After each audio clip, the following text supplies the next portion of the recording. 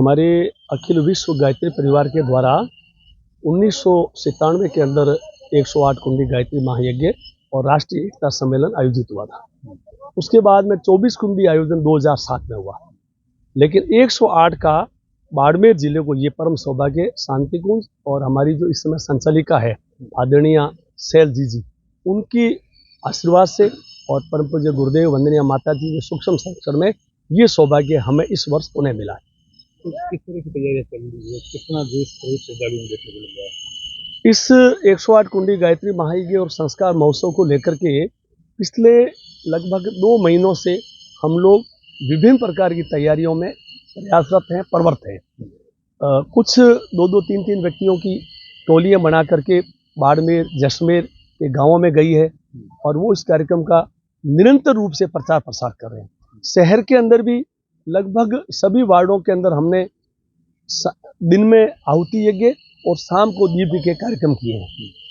और परम पूज्य गुरुदेव का ये कथन है कि छोटे छोटे आयोजनों के माध्यम से अधिकतम लोगों को ये जानकारी दी जाए कि वो अपना बहुमूल्य समय निकाल करके इस महान आयोजन में शरीक हों।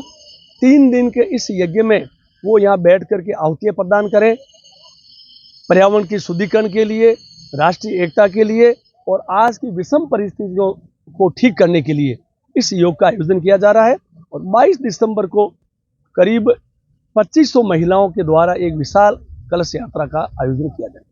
जो आयोजन स्थल है उसकी पवित्रता के लिए व्यवस्था हम देख रहे हैं, गाय का गोबर है, ठीक है, शुद्ध पानी है, उसका सारा उपयोग किया जा रहा है।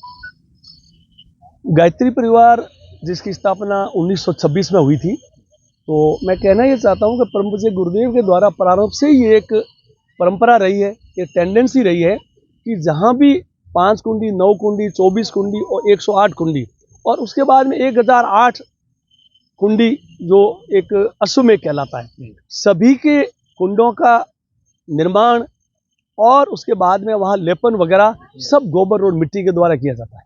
तो आयोजन जो है वो पहले दिन जो कलश जाता है उसके बाद क्या आयोजन रखेंगे? इस संबंध में मुख्य रूप से 4 दिन का आयोजन है। कलश यात्रा निर्धारित समय के अनुसार 12 बजे स्टेशन रोड हाई स्कूल से प्रारंभ होगी और वो स्टेशन रोड होते हुए अहिंसा सर्किल, उसके बाद में जो नेहरू नगर का ब्रिज है, पुलिया है, उसके ऊपर होकर के यहाँ स्टेडियम में प्रवेश करेगी। 2500 महिलाएं जिनको कलश हम लोगों ने आवंटित किए हैं, उनके अलावा भी काफ़ी महिलाएं जो अपने घर से भी कलश लेके आएंगी। विभिन्न प्रकार की उसमें झांकियाँ, काफ़ी बालक और बालिकाएं जो शांतिगुण से बन करके आई हैं वो झंडियाँ हाथ में लेके चलेंगे। गायत्री परिवार के जो जय घोष हैं, परम पूज्य गुरुदेव ने कहा है कि विचार क्रांति अभियान के माध्यम से 21वीं सदी उज्जवल भविष्य और युग निर्माण का जो विस्तृत कार्यक्रम रहेगा उसके स्लोगान और उसकी उद्घोषणा भी साथ में चलेगी। 1000 लोगों के रहने करने की व्यवस्था की गई है। हाँ, वो हमने विभिन्न धर्मशालाओं में उनके आवास और भोजन की व्यवस्था कर ली गई है, निर्धारित कर चुके हैं। लोगों से क्या अपील रहेगी आपका? लोगों से क्या अपील रहेगी आपकी? हमारी सभी शहरवासियों से, बाड़मेर जिले से और जो हमारा समीपवर्ती जैसलमेर जिला है, इन सबसे अपेक्षा रहेगी कि वो लोग इन 4 दिवसीय कार्यक्रम में, जिसमें मुख्य रूप से 22 की कलश यात्रा है, 22 को शाम को जिसको टोली कहते हैं, हमारे शांति हरिद्वार के वरिष्ठ आचार्यगण, उनका उद्बोधन और प्रवचन होगा। 23, 24 और 25 3 दिन यज्ञ चलेगा। 23 तारीख को प्रातः 8:30 बजे से 108 कुंडों के अंदर करीब 900 लोग बैठेंगे और देव आह्वान होगा। उसके बाद में आहुतियाँ चलेगी। 24 को भी मतलब विभिन्न पारियाँ होगी। हम लोग चाहेंगे कि अधिकतम लोग एक पारी में, जैसा मैंने अभी निवेदन किया, 900 लोग बैठेंगे। तो जितने भी परिजन यज्ञ में बैठने के लिए आएंगे उन सबको बैठने का शुभ अवसर हम प्रदान करेंगे। और 24 तारीख को शाम को करीब 15,000 दीपों का एक विशाल दीप यज्ञ आयोजित होगा।